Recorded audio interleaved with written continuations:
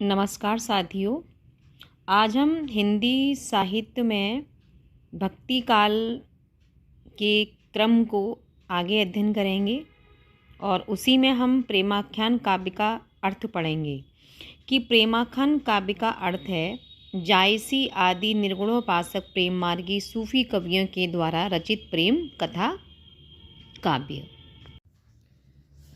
प्रेमाख्यान काव्य को प्रेमाख्यान काव्य, प्रेम कथानक काव्य, प्रेम काव्य, प्रेम मार्गी यानी कि सूफी काव्य आदि के नाम से भी पुकारा जाता है। प्रेमाख्यान काव्य की विशेषता देखिए कौन कौन सी। सबसे पहली विशेषता है विषय वस्तु यानी कि कथा वस्तु का प्रयोग, यानी कि जो कथासार चलता है उसे हम विषय वस्तु या कथा वस्तु कहते हैं। अवान्तर यानी कि गौड़ प्रसंगों की भरमार व काव्यतर विषयों का समावेश।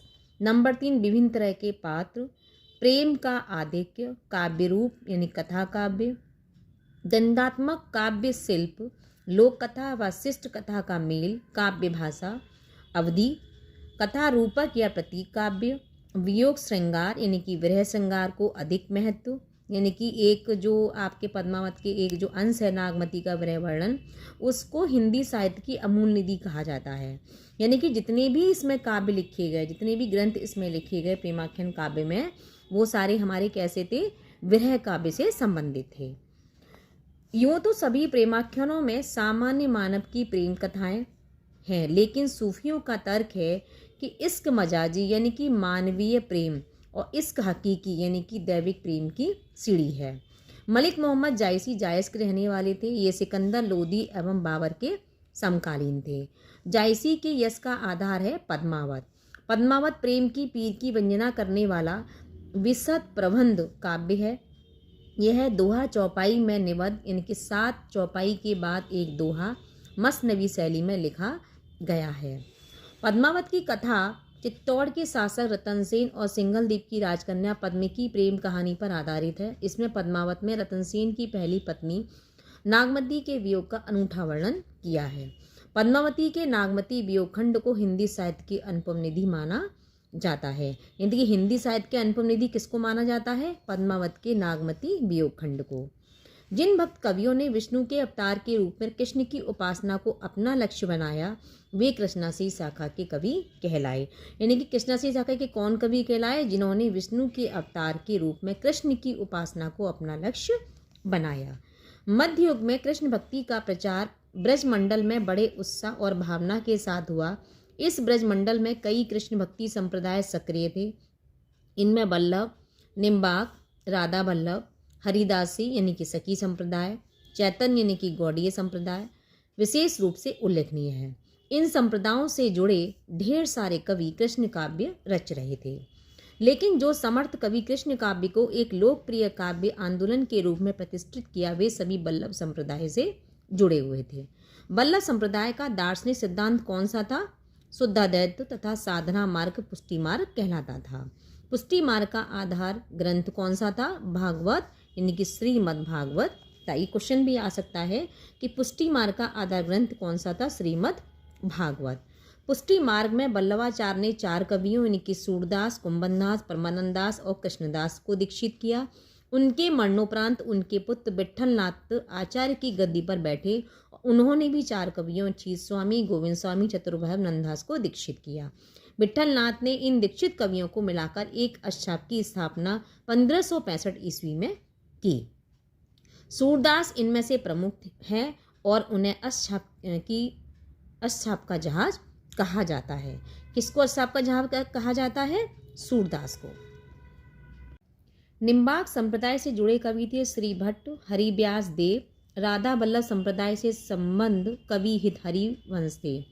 हरिदासी संप्रदाय की स्थापना स्वामी हरिदास ने की और वे ही इस संप्रदाय के प्रथम और अंतिम कवि माने जाते थे। चेतन संप्रदाय से संबंध कवि गदाधर भट्ट थे।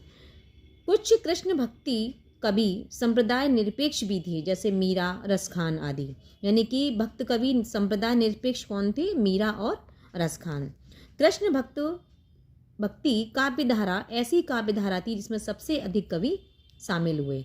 अब कृष्ण भक्त काव्यधारा की कौन कौन सी विशेषताएं थी? पहला था कृष्ण का ब्रह्म स्वरूप का चित्रण, बाल लीला का वात्सल्य वर्णन, श्रृंगार चित्रण, नारी मुक्ति, समानता पर बल, आश्रित्व का विरोध, लोक संस्कृति पर बल, लोक संग्रह, काव्य रूप, मुक्त काव्य की प्रधानता, काव्य भाषा कौन सी थी? ब्रज भाषा, और गेय पद परंपरा थी, यानी कि जितने भी पद लिखे गए थे वो सारे गाने योग्य थे। माता पिता की जो ममता अपने संतान पर बरसती है उसे वात्सल्य कहते हैं। सूरबासर चित्रण के लिए विश्व के अन्यतम कवि माने जाते हैं। इन्हीं के कारण रसों के अतिरिक्त वात्सल्य रस को भी एक रूप में मान्यता मिली। रामचंद्र शुक्ल की राय, यद्यपि तुलसी के समान सूर का काव्य क्षेत्र इतना व्यापक नहीं है कि उसमें जीवन की भिन्न भिन्न दशाओं का समावेश हो, पर जिस परिमित पुण्य भूमि में उनकी वाणी में संचरण किया उसका कोई कोना अछूता ना छूटा। श्रृंगार और वात्सल्य के क्षेत्र में जहाँ तक उनकी दृष्टि पहुँची वहाँ तक किसी और कवि की नहीं। यह पंक्ति किसने कही है? कि श्रृंगार के वात्सल्य के क्षेत्र में जिनकी दृष्टि, यानी कि मतलब सूरदास की दृष्टि जहाँ तक पहुँची वहाँ तक किसी और की कवि की नहीं पहुँची। ये किसने कहा है? रामचंद्र शुक्ल ने। इन दोनों क्षेत्रों में तो इस महान महाकवि ने मानो औरों के लिए कुछ छोड़ा ही नहीं। भक्ति आंदोलन में कृष्ण काव्य धारा ही एकमात्र ऐसी धारा है जिसमें नारी मुक्ति का स्वर मिलता है। सबसे प्रखर स्वर मीराबाई का है।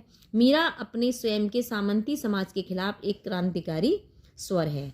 जिन भक्त कवियों ने विष्णु के अवतार के रूप में राम की उपासना को अपना लक्ष्य बनाया वे रामाश्रयी शाखा कवि कहलाए।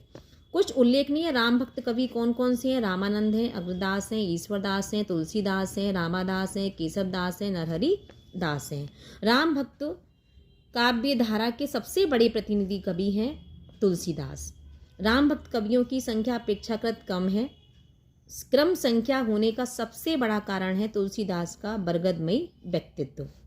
यह सवर्णवादी काव्य धारा है, इसलिए यह उच्च वर्ण में ज़्यादा लोकप्रिय हुआ। अब राम भक्ति काव्य की विशेषताएं कौन कौन सी हैं?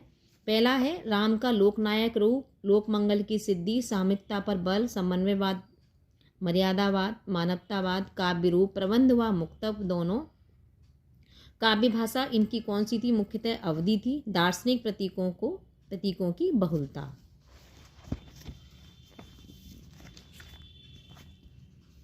राम भक्ति काव्य धारा आगे चलकर रीति काल में मर्यादावाद की लीक छोड़कर रसिकोपासना की ओर बढ़ जाती है।